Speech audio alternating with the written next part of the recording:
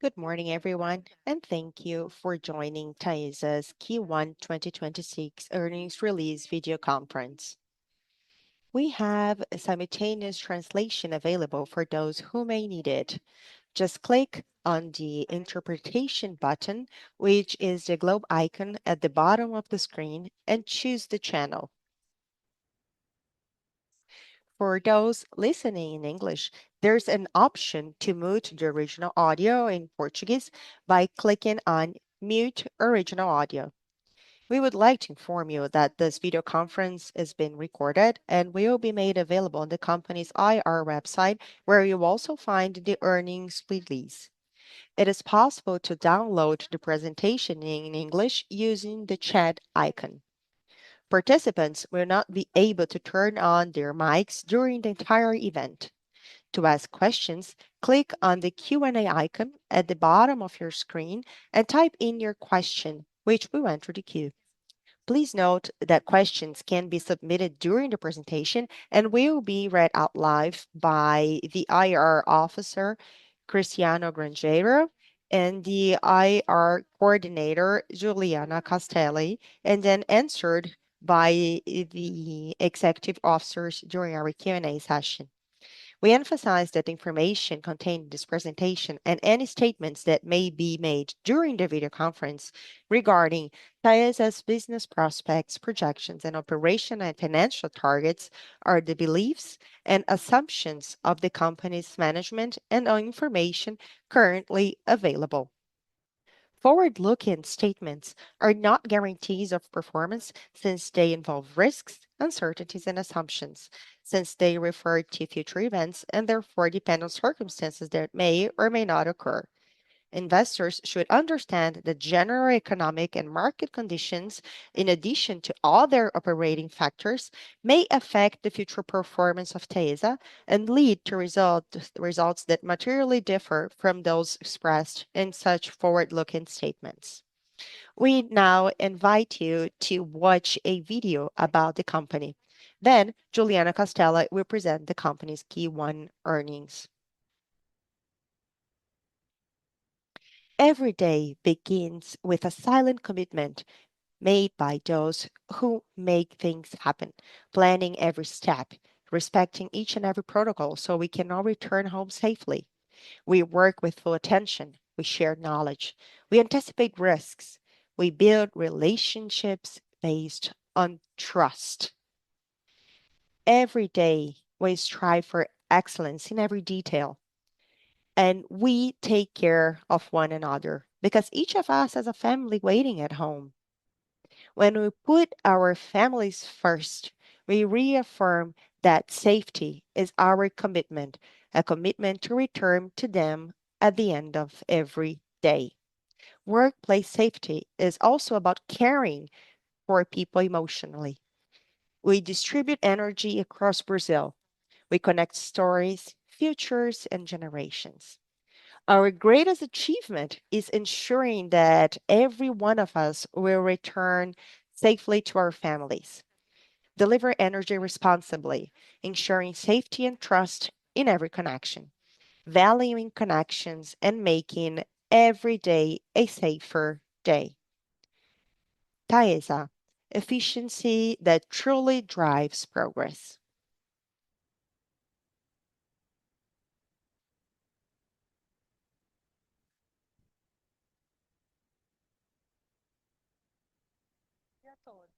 Good morning, everyone. I am Juliana Castelli, the Investor Relations Coordinator at Taesa. Welcome to Taesa's Q1 2026 results presentation. If you have any questions, you may submit them through the Q&A button on the platform during the presentation. We will also have a dedicated Q&A session with the management team at the end of the presentation. We hope you enjoy the video conference. Starting on slide 3, we present the values and purpose that guides our operations. We deliver energy efficiently and with quality, ensuring safety and trust in every relationship while contributing to the sustainable development of people and the planet. This purpose defines how we operate, make decisions, and position ourselves with our stakeholders. This strategic drive is supported by strong values that guide our organizational culture. Safety is our core value and always comes first.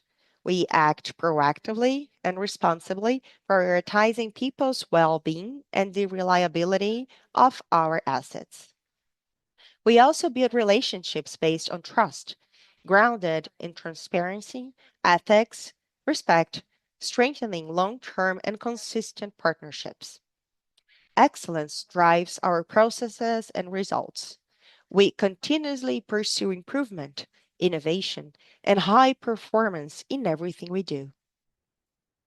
Lastly, and equally important, we genuinely care about people, fostering human development, well being, and a safe and collaborative work environment. All this reflects a cultural transformation carried out over the last year aimed at ensuring that our foundations are fully aligned with the future we are building together with our employees and you.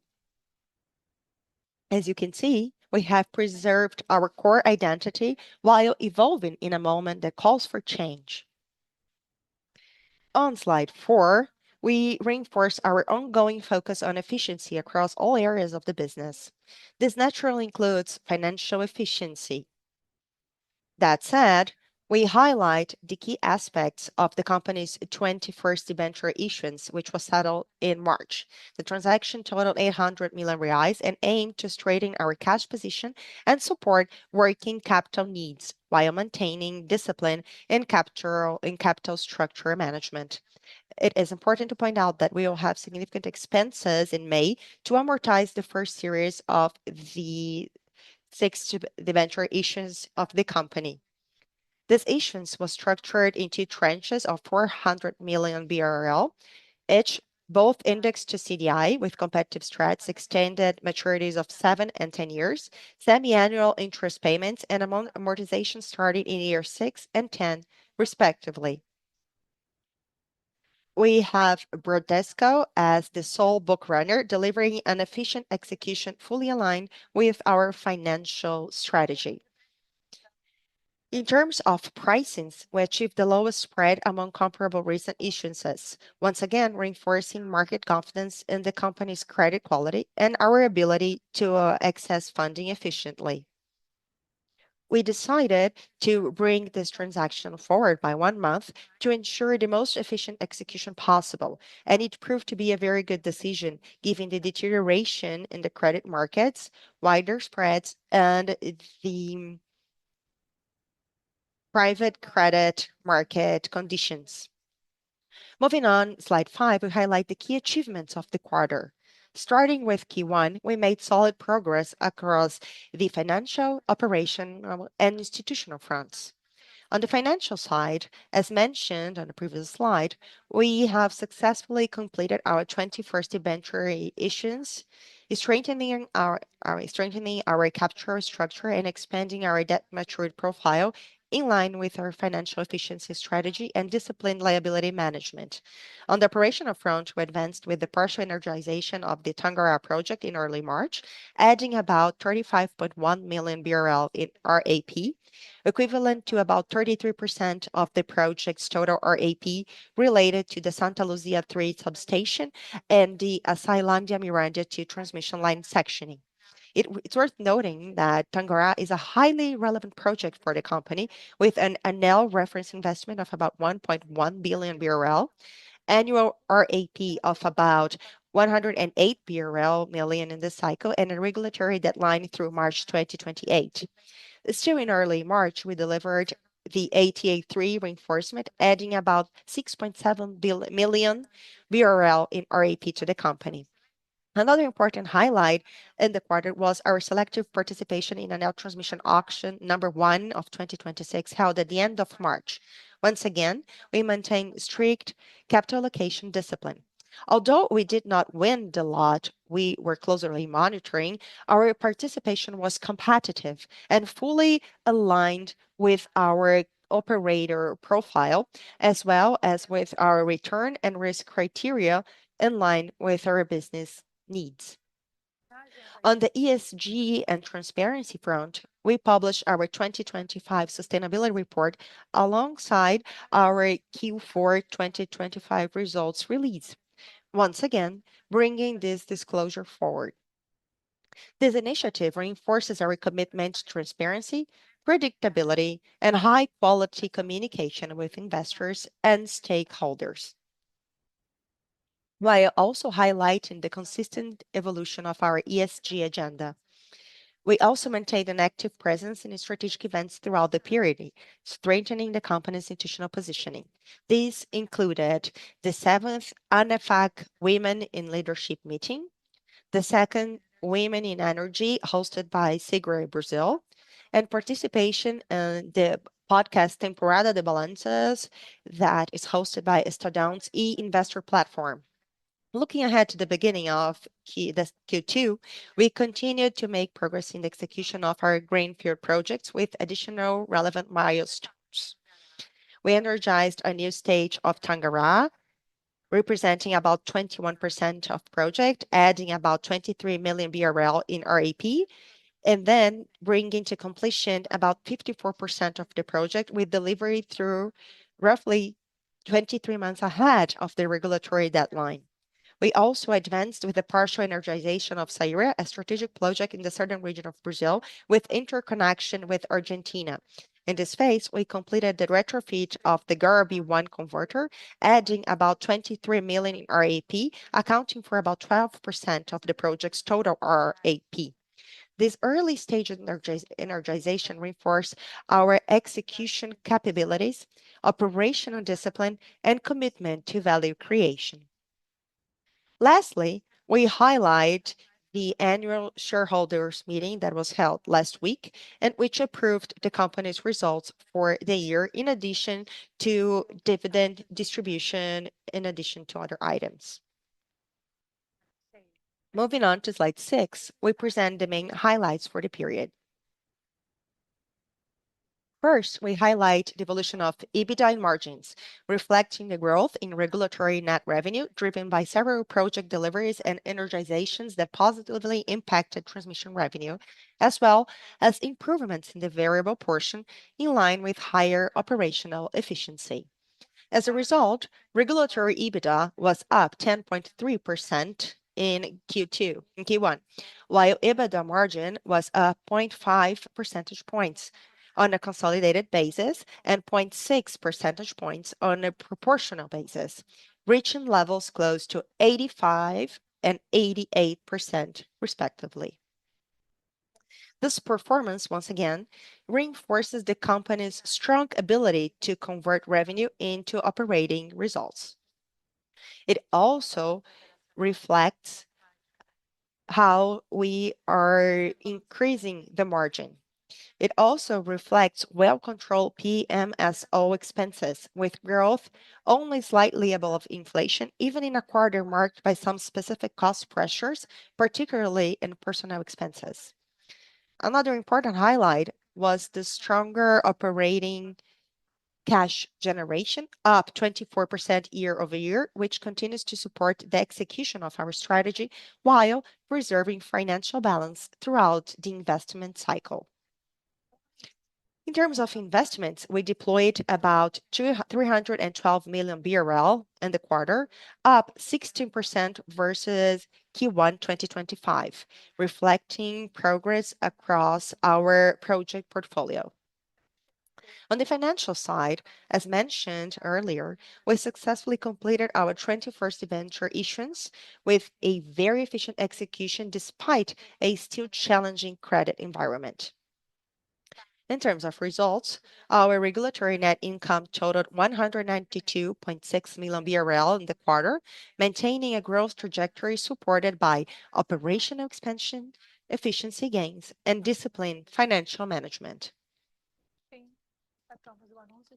We also highlight the announcement of the dividend distribution equivalent to 100% of regulatory net income, reinforcing our commitment to shareholder value creation. With that, we will move to the next slides to further detail each of these points. On slide 7, we see our regulatory net income, which was up 10% in Q1 2026, totaling 655.5 million BRL. Our AP increased significantly by about 56 million BRL, driven by tariff adjustments linked to IPCA and IGPM, as well as the contribution from Pitiguari and reinforcement from Novatrans, TSN, and San Pedro. We entered into operation at the end of 2025, and in Q1 2026, we recorded a partial energization of Tangará and 8 ATE. We also saw a meaningful improvement in variable portion, and I will detail that. On slide 8, we present the company's operational performance. In the quarter, our availability rate reached 99.95%, ever above the average of the past 10 years, reinforcing the consistency of our operations and optimization of our asset performance. The variable portion over our AP also showed a significant improvement compared to the prior year. This performance, on one hand, reflects a more pressured comparison base in Q1 2025, when we had higher impact events, particularly at Saíra, due to outages related to the retrofit implementation, as well as AT3, as previously discussed. In practical terms, this means increasingly targeted actions, reducing the need for outages, mitigating operational risks, and allocating maintenance CapEx more efficiently, with a focus on previously identified critical assets. These initiatives reinforce our ongoing operational efficiency with direct impacts on risk and cost reduction, as well as great effectiveness in asset management and operations. On slide 9, we see the evolution of regulatory EBITDA, which continues to show consistent growth. As you can see, regulatory EBITDA totaled 562.1 million BRL in Q1 2026, up 10.3% quarter-over-quarter. This performance was mainly driven by three factors. First, our AP growth, with an increase of nearly 56 million BRL. Second, the improvement in the variable portion, reflecting the operational performance. The third, OpEx was up 5.8%, slightly above inflation for the period, mainly explained by higher personal costs, particularly due to profit-sharing payments in Q1 2026 and the effects of the annual collective bargaining agreement. Even with this temporary cost pressure, we were able to capture margin expansion.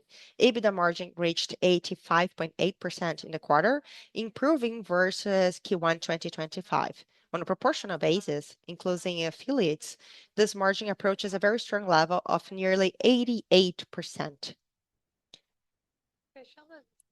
Overall, this result once again reinforces the company is continuing growing. On slide 10, we see that the regulatory net income totaled 192.6 million BRL in Q1 2026, up 2.3% versus Q1 2025. In addition to the effects already discussed, it's worth highlighting the main impacts across the remaining lines. Equity income dropped in the quarter, mainly reflecting the impact of initial debenture issuances of Aimoré and Progresso, in addition to issuances at TBE, which affect the results of our affiliates. We also recorded higher depreciation and amortization expenses, primarily driven by projects entered into operation and asset unitization process. Net financial expenses were up by 35.9 million BRL year-over-year, reflecting more efficient cash management and lower monetary variation in the period, even in a still challenging macroeconomic environment with higher net debt. Income and social contribution expenses showed a negative variation in the quarter, mainly due to one-off adjustments that had benefited Q1 2024, as well as the tax regime changed at São Pedro due to the actual profit method. Despite some pressures affecting the comparison, we delivered regulatory earnings. Very impressive. Moving on to slide 11, we present IFRS net income. It's important to note that this is an accounting measure and therefore does not directly reflect cash generation. It is based on the concession contract asset in accordance with CPC 47 accounting standards. Regulatory net income, on the other hand, is more closely aligned with cash generation and, as I mentioned earlier, showed solid growth in the quarter over quarter and year over year. IFRS net income was down 3.2%, totaling 353.6 million BRL. Some of the effects discussed in the regulatory results, such as the changes in variable portion and financial expenses, also impacted IFRS net income.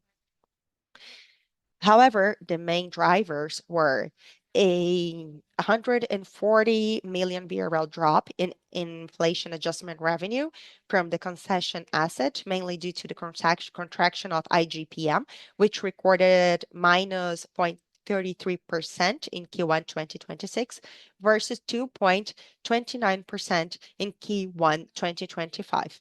It's worth noting that this index is applying with a 1-month lag.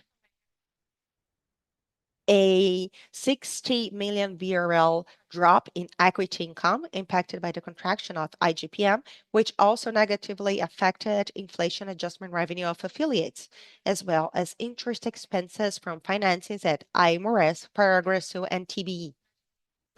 On the positive side, our infrastructure implementation margin was up 133 million BRL, mainly driven by higher investments in Ananaí, Tangará, and the second phase of Saíra, in line with the progress that will be detailed later, as well as reinforcements at ATE and São Pedro. And then we had higher net financial expenses of about 36 million BRL, also explaining regulatory results. On slide 12, we present the progress of our projects under construction. As mentioned earlier, we delivered milestones this year for the Tangará and Saíra project, as well as the ATE3 reinforcement. As shown on the right side, our major greenfield projects are approaching final delivery, with some already partially operational. Saíra, for example, has reached about 86% of total RAP following the delivery of Garabi 1 converter in April. Tangará in Maranhão has more than half of its total RAP already enabled with the latest delivery. Ananaí, our largest standalone greenfield project currently under construction, continues to progress well. Jurá, an important substation project with line section in the state of São Paulo, is also advancing in line with its schedule. This progress is naturally reflected in CapEx deployed during the period, with a relevant portion of this year's planned CapEx already executed. It's worth recalling that we updated our expected CapEx curve for the upcoming years to incorporate recent authorizations related to enforcements. As a reminder, this CapEx curve reflects our current best estimate for contracted projects and does not include new projects, and may therefore be subject to future revisions. On the reinforcement front, we added ATE3 to the growing list of delivered projects. 5 reinforcements recently in 4 concessions. We also highlighted those currently under execution, including São Pedro's, ATE, and TB's through EAT and ENTE, as well as the reinforcement and improvements authorized under the POTEE program at the end of 2025, totaling about 542 million BRL in CapEx to be deployed over the next 3 years. On slide 13, we present the company's current indebtedness profile. The chart on the left shows the evolution of net debt and our leverage level measured by net debt to regulatory EBITDA on a proportional consolidation basis. At the end of Q1 2026, our total net debt was 12.8 billion BRL, considering all our participation, all our shareholdings, with leverage at 4.2 times, slightly above the previous quarter, in line with our expectations, particularly due to the progress of projects under construction and the planned investment schedule. The average real cost of that stood at 5.75%, mainly reflecting higher CDI levels during the period. The average maturity closed the quarter at 5.4 years, higher than a year ago, reflecting our liability extension strategy, supported primarily by the 20th and 21st debenture issuances with tenors of 15 and 7 to 10 years, respectively. In terms of debt profile, we maintain a structure well aligned with the characteristics of the business, with 50% of debt indexed to IPCA, 41% to CDI, and 2% to IGPM. Lastly, it is worth highlighting that the company's corporate credit rating on national scale assigned by Moody's and Fitch remains at the highest level, AAA. Moving on to slide 14, before we conclude the presentation, yesterday we announced a dividend distribution based on the quarter's regulatory results. The board of directors approved the distribution of 192.6 million BRL in interest on equity with a record date of May 11. This corresponds to 0.56 BRL per unit, including other dividends declared and paid in 2025. Total distributions to date amount to 2.40 BRL per unit, or 829 million BRL. It is worth noting that 313 million BRL was approved last week at the shareholders meeting, with payment scheduled for the end of May, in 3 weeks. With that, we conclude our presentation. We will now open the floor for the Q&A session. Thank you, everyone.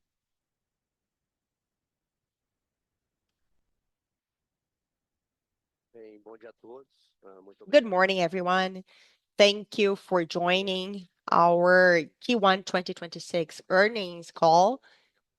I first would like to present everyone who's here. We have Ronaldo Pecchio, our CEO, Catia Pereira, our Chief of IR. We have João Andrade, our Implementation Officer, Juliana Castelli, our RI Coordinator. I'll turn over to Juliana to start the questions. Hello, everyone. We have a question here from an individual investor, João Pedro.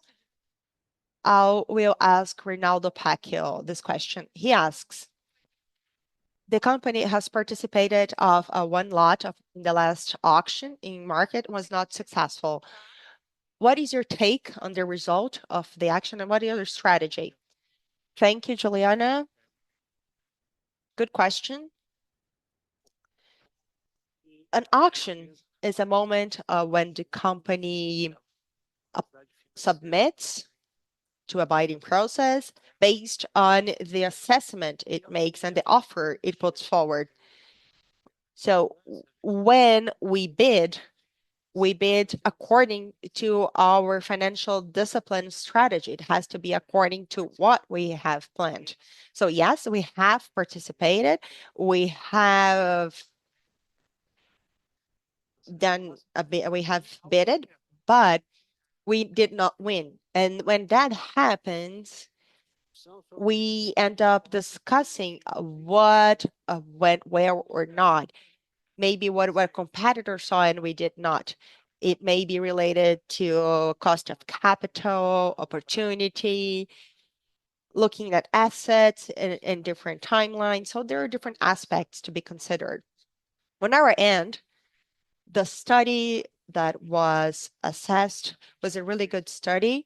We do believe that our bidding was at the limit to create share value for our shareholders. If we did not win, we are of course trying to learn to see what others did to win. But in this case, I can say that our bidding proposal was really good, considering the technology that had to be implemented, the deadlines. So we've considered each and every aspect. And this is always going to be the way that Taesa is going to work in these auctions. We will study, we'll assess the entire situations, but always considering financial discipline and return to shareholders. It is frustrating not to have one, but on the other end, it wasn't worth it for us once we had established a threshold. For the other auctions, we'll do what we've done. So having an analysis, we'll participate of other auctions, and winning and losing has to do also with, other player strategies. Thank you, Pacquiao. I have a question here from Reynaldo Verissimo, an individual investor. He says that considering the possibility of a larger period with a higher Selic, wouldn't it be better to reduce dividend distribution to instead of reducing leverage levels? Thank you for the question. Well, just to explain what we've been doing according to our planning, we had already a higher Selic rate. Of course, that with the market situation, it will continue a bit higher than expected, but we plan ourselves, we have our budget, and we are founded, the foundation is our financial discipline. What we did in 2025, and we continue doing in 2026, is that we have a contracted deleveraging. So we saw an increase in the leverage levels due to the investment cycle. This cycle is coming to an end. Most of the deliveries of the largest projects are going to be completed here in the first half of the year. So the leverage levels should be below 4. The plan we have outlined and what we have been doing in terms of dividend distribution is aligned with our financial capacity, with our financial strength. In addition, we increased by 24% our cash generation. So yes, we are gaining efficiency, but we are also with a more positive cash flow. So we will continuously monitoring the market to keep a close eye on the levels of return based on the Selic interest rate. But it is according to what we had planned. Thank you, Katya. We do have a few questions regarding operational performance and improve in our variable portion. So I will ask Luis, our technical chief implementation officer. Luis, could you mention if this is a long-term effect and what it is attributed to that? This is a good question. First of all, we need to understand the dimensions we're discussing. Taesa is present in 18 states, so 15,000 kilometers of lines plus many, many substations. So we have logistics and infrastructure to really distribute energy according to the variable portion we have today. To sum up, we have 6 regional offices, 10 coordination teams, and then we have different implementation teams that allow our logistics to be strategically located for a better energy distribution and transmission. We also revise all our maintenance procedures, focusing on predictive and corrective maintenance and monitoring. That said, we also have an emergency plan that supports our operation so that we are ready to face any and all situations. For us to continue with availability rates as high as it is possible and the variable portion also. So we use technology focused on predictive and preventive maintenance, logistics that is ready for any and all types of events, We always say that we are located on across Brazil, so we may suffer with weather conditions, and we need to be fully prepared from a technical standpoint to be ready to serve the community from a logistical standpoint. So the goal is to keep the best availability indexes and the lowest variable portion index and be ready to really support our operations to reduce potential impacts whenever we are faced with adverse events. Excellent, Luis.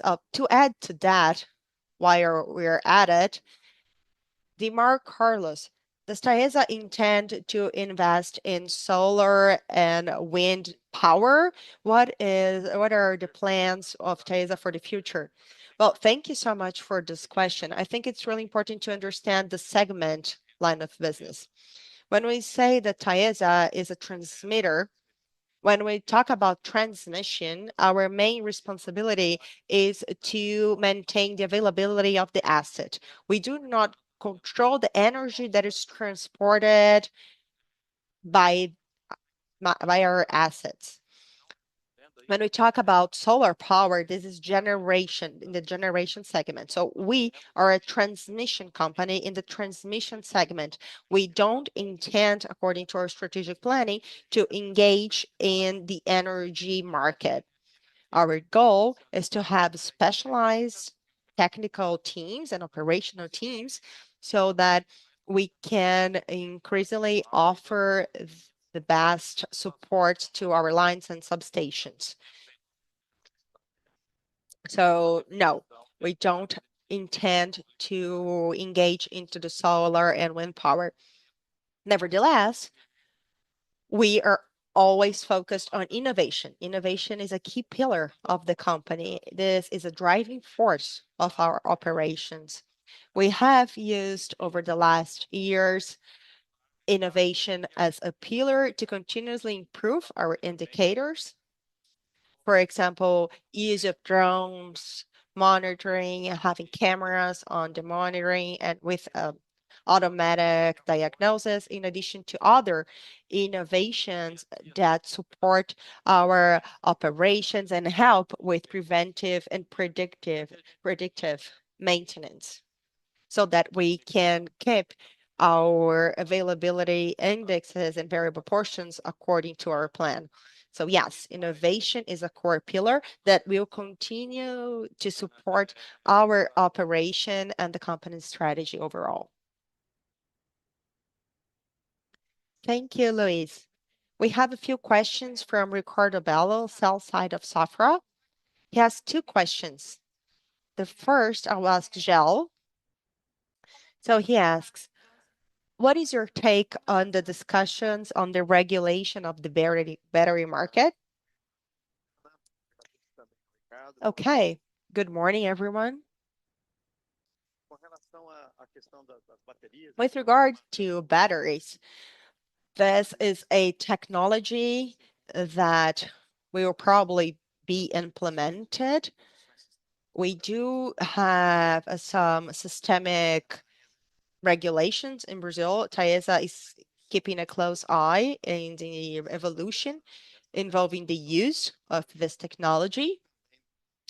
Also, from a regulation standpoint, we do understand that, yes, we've seen some progress.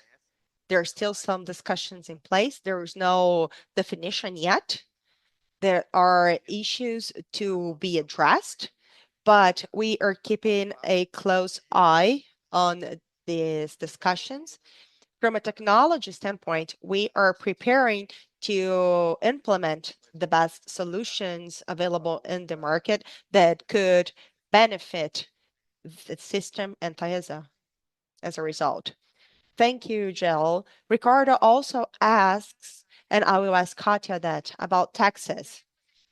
Should we expect a more normalized level for this year and so on, even with dividend distribution?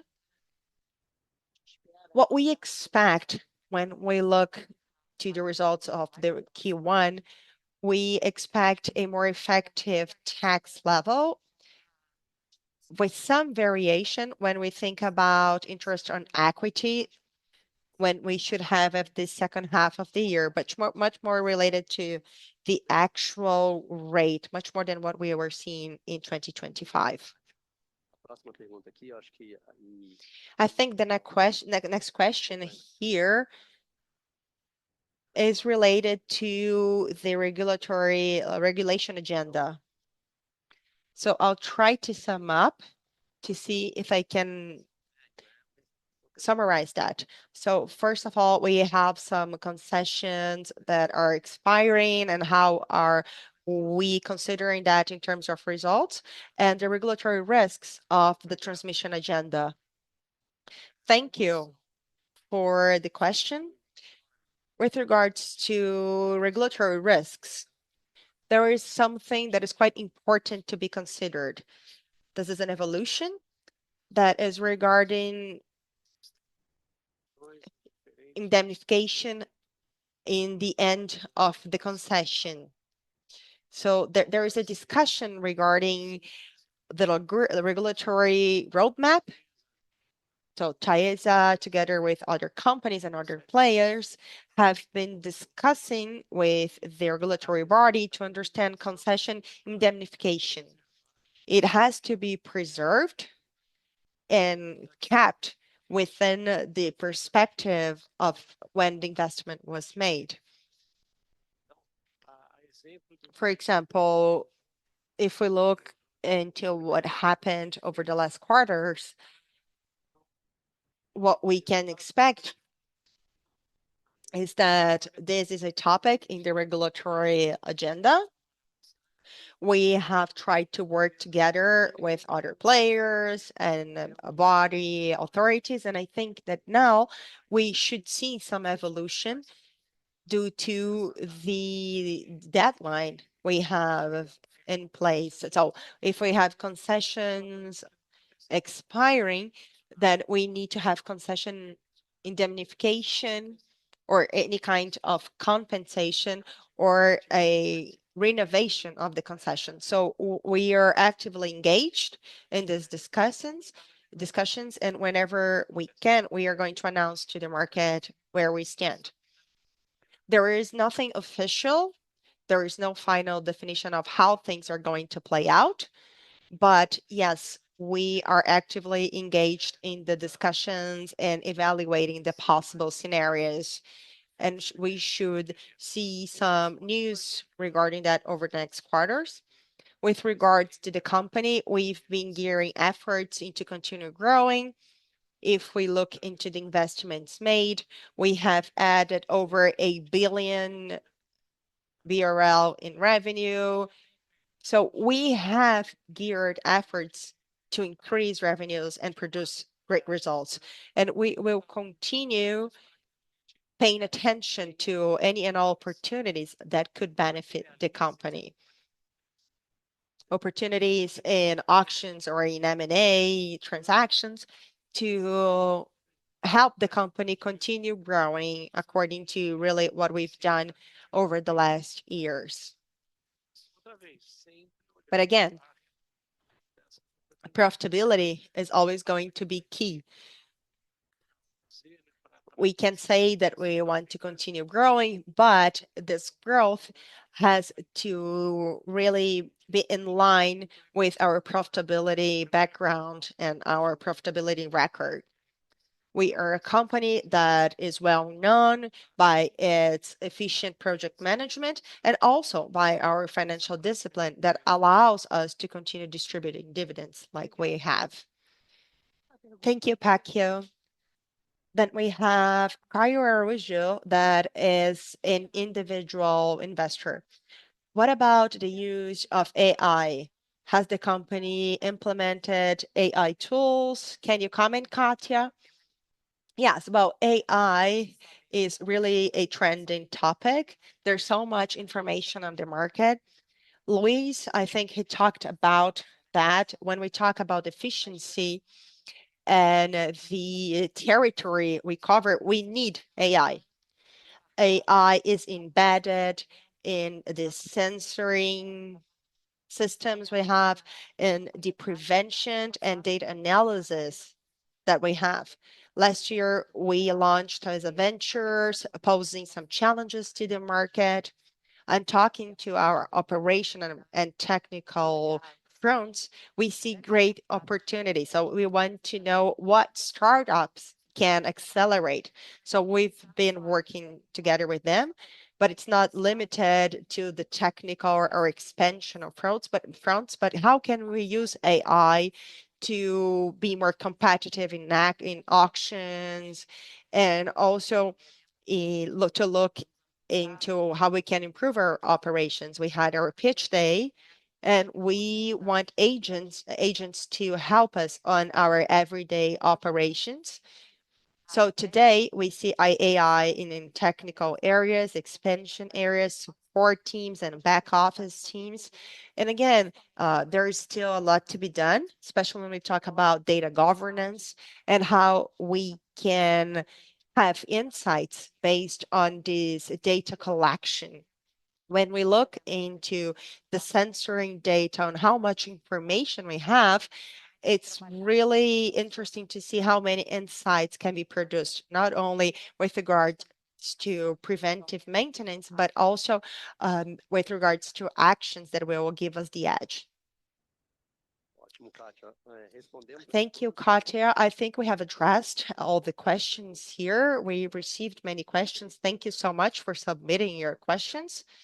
We had a great audience. Thank you so much for investors and analysts. Since we don't have any more questions, I'll turn over to Peg for his final remarks. Thank you, Cristiano. It's always good to have an opportunity to be talking to the market, to be receiving the questions you may have, for you to know a bit more about what the company is doing, about what the different teams are doing.